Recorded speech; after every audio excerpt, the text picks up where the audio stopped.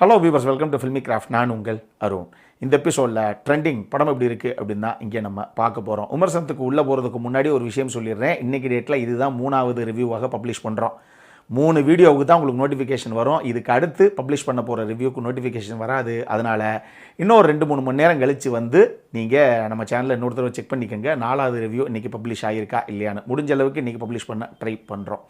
சரி, இந்த படத்தை பொறுத்தளவுக்கு கலையரசன், பிரியாலயா 2 பேரும் கப்புள்ஸு. இந்த கப்புள் வீலாகர்ஸ்லாம் இருக்காங்க இல்லையா, அந்த மாதிரி இவங்க ஒரு யூடியூப் சேனல் ஒன்று நடத்திக்கிட்டு இருக்காங்க.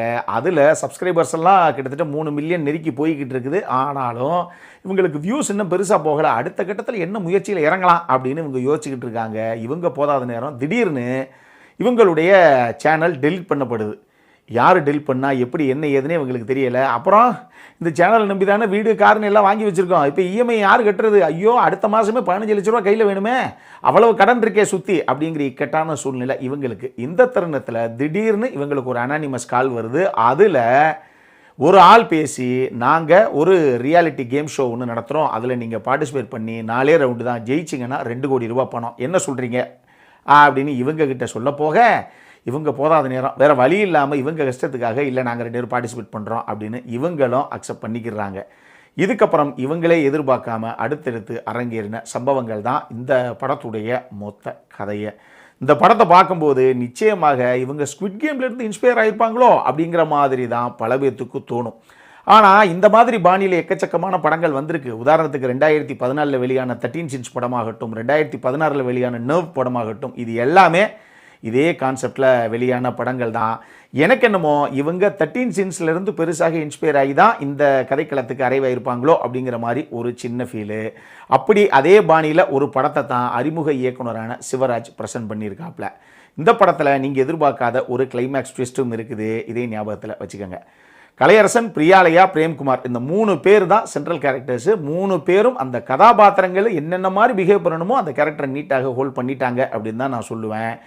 குறிப்பாக ஒரு கதாபாத்திரத்தை நீங்கள் அள வைக்கணும் அப்படின்னு கலையரசனுக்கு ஒரு டாஸ்க்கு கொடுக்குற அந்த மொமெண்ட்டில் கலையரசனுடைய பர்ஃபார்மன்ஸ் ஆகட்டும், ஒரு கதாபாத்திரத்தை நீங்கள் செடியூஸ் பண்ணணும் அப்படிங்கிற டாஸ்க்கு பிரியாலயாவுக்கு கொடுக்கப்படும் போது அவங்களுடைய பர்ஃபார்மன்ஸும் ரொம்ப நீட்டாகவே இருந்தது இந்த படத்தில். இதுபோக ஒரு ஆக்டர் கிளைமேக்ஸில் ஒரே ஒரு சீன், ஒரு ஃப்ரேமில் ஒரு சின்ன கேமியோ அப்பியரன்ஸ் ஒன்று கொடுத்துருக்கார். அது யார் அப்படின்னு அது நீங்களே படத்தை பார்த்தே தெரிஞ்சுக்கோங்க. இந்த படம் நல்லா இருக்குது நல்லா இல்லைங்கிறதெல்லாம் ஓரமாக விடுங்க.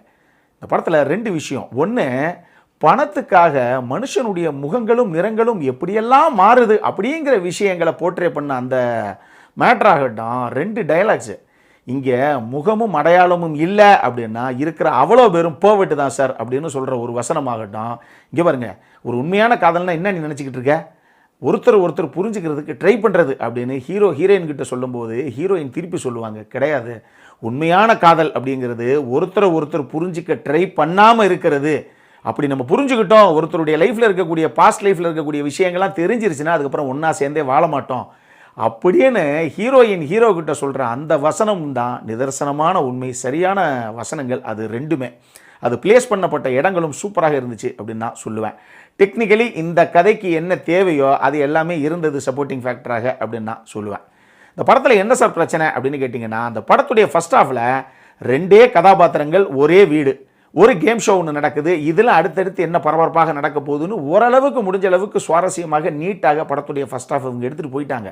வேறு செகண்ட் ஹாஃபுக்குள்ளே ஸ்டெப்பின் பண்ணும்போது முதல்ல நான் சொன்ன மாதிரி 2 கதாபாத்திரங்கள், ஒரு வீடு, இதை இன்னமும் இழுத்து அடுத்த கட்டத்துக்கு எடுத்துகிட்டு போகும்போது அதில் பெருசாக சுவாரஸ்யமும் இல்லாமல் போச்சு. அதை பார்க்குறதுக்கான பொறுமையும் நமக்கு இல்லாமல் போச்சு.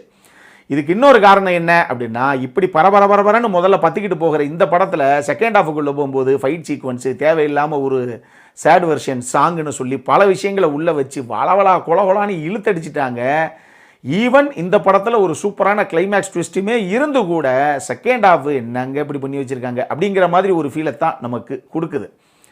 இதில் லாஜிக்கலி எக்கச்சக்கமான மீறல்கள் இருக்குதுன்னு வச்சுக்கோங்களேன். பொதுவாக எப்பையும் எல்லா விமர்சனையும் சொல்கிறது தான், நம்ம பெரிய மாஸ் ஹீரோ படங்களில் லாஜிக்கே பார்க்க மாட்டோம். ஒருத்தன் அடித்து ஏரில் ஒருத்தர் 60 பேர்த்த பறக்க விட்றாருனாவே அது அபத்தமான காட்சி தான், அதில் லாஜிக்கே கிடையாது.